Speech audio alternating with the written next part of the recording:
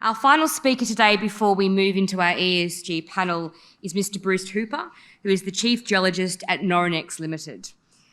Mr. Hooper is a geologist with extensive experience spanning the base metal, precious metal and energy sectors across 5 continents, and has been involved in several very significant discoveries. Most recently, he was the Chief Exploration and Business Development Officer at Sandfire Resources, during which time he was seconded to be the President of Tintina Resources and completed the MOD Resources acquisition in Botswana. Prior to 2012, Mr. Hooper worked for a variety of companies, including BP, Rio Tinto, North Limited, Straits Resources, Peralea, and Ivaneva, along with both public and private board roles. Please welcome Mr. Hooper.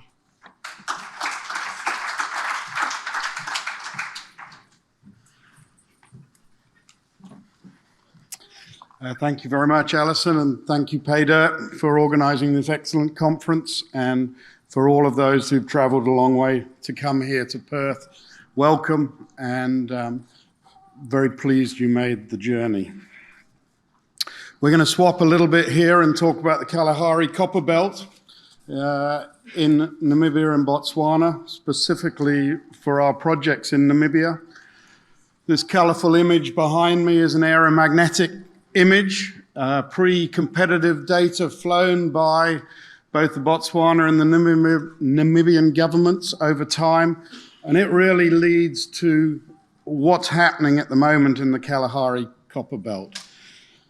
The belt's over 1,000 kilometres long, but nearly 800 kilometres of it is covered by Kalahari sand that's of the order or just less than 100 metres thick. So we don't see any of this copper on surface except for the very far eastern area towards Maun in Botswana and in Witvlei, which is where the story for Noronex starts, on the western end of this belt, outcropping areas of copper in Namibia, just to the east of the capital of Windhoek. So this belt has similarities to the major copper producing belts in Africa, especially the Central African Copper Belt, a fantastic zone of sedimentary copper deposits that have delivered over more than 120 years. And fascinatingly, the Kamoa discovery of just 10 years or so ago, which has been the largest of all and is going to be turned out to be one of the largest copper projects in the world, and is developing in production right now. So we're looking for those sorts of developments for this belt that's been hidden underneath the Kalahari sand. We'll run through a little bit on the history of Noronex. It's only really been 18 months that we've started here. James Thompson, our executive director, put these projects together. The Witvlei projects on the western end are ones I actually drilled some holes in 25 years ago. And we found some new areas in there where we've had some fantastic intercepts, including 27 meters at 1.6% copper from close to surface. We'll then go on, talk about our Snowball joint venture under the Kalahari sands and our new applications that go out to the Botswana border. And it's really trying to build on what's happened across the border in Botswana, where the belt has really developed, taken on. Kuprick Canyon are now producing 60,000 tons of copper a year from an underground mine. Over 150 million tons at 2% copper goes down over a kilometre. They've got 5 declines down into it. And the Mateo discovery and development that we heard from yesterday from Carl Simic, which Sandfire acquired from Mod Resources, and the excellent work in the discovery by Julian Hanna and his team, really less than 10 years ago. And to see those mines in production in the time frame since discovery is fairly unique worldwide and a testament to this area and the development of it. We've recently heard of Cobre, who've had a series of intercepts in the northern part of the belt, which again look fantastic and yet again show the potential underneath this Kalahari sand. So this is the Wittflay project we started with. There's a resource of about 10 million tons at 1.3% copper in a number of deposits. There you can see 3 of them all within a sort of 30-kilometer area of each other. And this area in Daheim, which was unknown and undrilled up until about a year ago when we started work looking at some of the old soil anomalies and drilling holes. We've had a number of thick high-grade intercepts, and we'll talk a little bit more about that, where we've now got copper over more than a kilometer of strike. Generally, chalcocite makes a very high-grade concentrate. It's shallow and great infrastructure, right on a bitumen road, right near power. This is the first section we drilled across the soil anomaly. You can see there the high-grade hits, but over that whole 300-meter section on those holes, we hit good copper across the whole broad zone there. We've come back in, doing some follow-up drilling on that, using some of our more recent interpretations. I'll show you where we're now back on the ground drilling. Some of those intercepts there, if you take the broad things, are up to 150 meters of 0.4 copper. So not only will it have these high-grade zones, but it bulks up into some significant zones of copper. Just got back from Namibia last week. We've been doing some downhole optical logging of the holes. We've learned a huge amount. This has been great technology that's available in Namibia to the industry.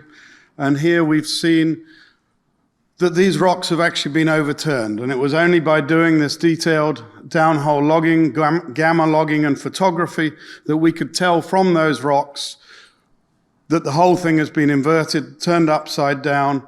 And from it, we've been able to get accurate dips of the way that the bedding, which controls the mineralization, is dipping.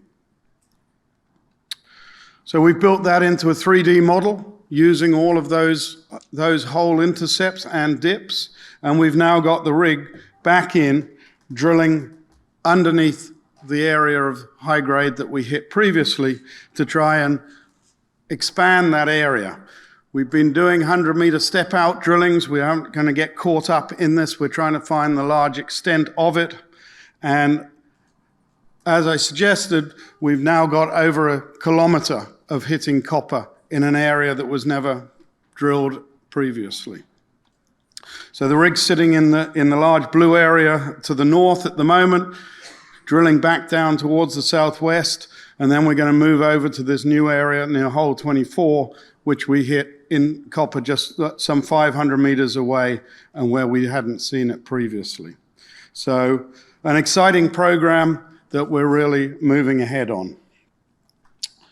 But at the same time, we're really looking for the big one. And this is where the models for the large copper deposits, this joint venture we've acquired on the ground is over 100 kilometers where never have there been a previous drill hole. The modeling of fluid flow and precipitation of copper points this is one of the best areas. It's got analogies to where the Kamoa discovery is and what we're learning from the Zambia and Congo. Trying to explain it to one of our non-executive directors, Rob, last night as the beer was flowing at drinks. We're looking for where the fluid flow comes, where the waiters were carrying the beer out, and the first reductant, which is a black shale, or in the case last night, all of the delegates waiting and grabbing that first beer as it came through the door. So where this copper-rich fluids come up through out of the basin, we're looking for that reductant, those thirsty delegates that take the beer and where the copper precipitates. So We're drilling on a couple of kilometre spacings along the top of that basement high, targeting that very distinctive horizon where we find the black shale above the sandstone. This is the zone that the Kuprick are now mining down to a kilometre depth, just above the one where the Mateo discovery of Sandfars and Mod, and where Cobre have just got their intercepts. This first reductant, this shale horizon, is the key one for precipitating out significant areas of copper. Domes, antiformal structures where that copper can get trapped are also important, and Helm, which is our next prospect we're going to move the rig on to shortly, it is one of our highest priority areas to be moving up to. But we've also managed to pick up a very large land holding coming out to the Botswana border. There has been a moratorium of pegging in Namibia. That's been lifted at the end of last year, and we've managed to peg a very large land holding where we're now working with the communities and the traditional authority to get environmental clearances and ability to get on the ground. And we're hoping to have the rig out before the end of the year, testing some of those structures, targets, contacts, where that large copper deposit can form. In this area, we picked up an old project called Fiesta, where there's been over 120 holes drilled previously by the discoverers of the Zone 5 in Botswana. And there's some well-known copper intercepts in there that are really significant, and we'll be doing more follow-up around those as soon as this tenement's granted. And just last week, while I was there, we've claimed an extra part to the north there, right along the border, to follow some of the excellent work that Cobre are doing on the other side of the border in Botswana. And obviously the geology in the copper is not restricted to country borders, and we're going to be drilling along strike along the same horizon where this Cobre have now hit copper for over 4 kilometres. So pre-competitive data provided by the governments has really led to unlocking this belt. It's got a long way to go. I can see it being another significant African copper producing zone. It's already started with 2 mines coming into production by next year, copper known on the Namibian side of the border, and this 800-kilometre stretch, which has really not been ever explored. So an exciting time for the belt, and one that we're pleased to be working with a number of the of other companies to try and find the big one in here. We're a small West Australian-based explorer, but we've got a fairly key board that have developed projects before, are very keen to develop the next copper project. And on the ground in Namibia, we have some excellent geologists and a team that are working hard, drilling the holes and completing the community work and drilling programs.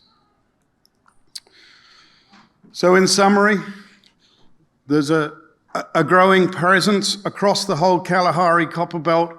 We're a significant part of that now, with a significant and some of the best ground holding along that belt. And we're going to build from the known resources, the known intercepts, and try and get ourselves a development project. So thank you very much, and thank you for listening.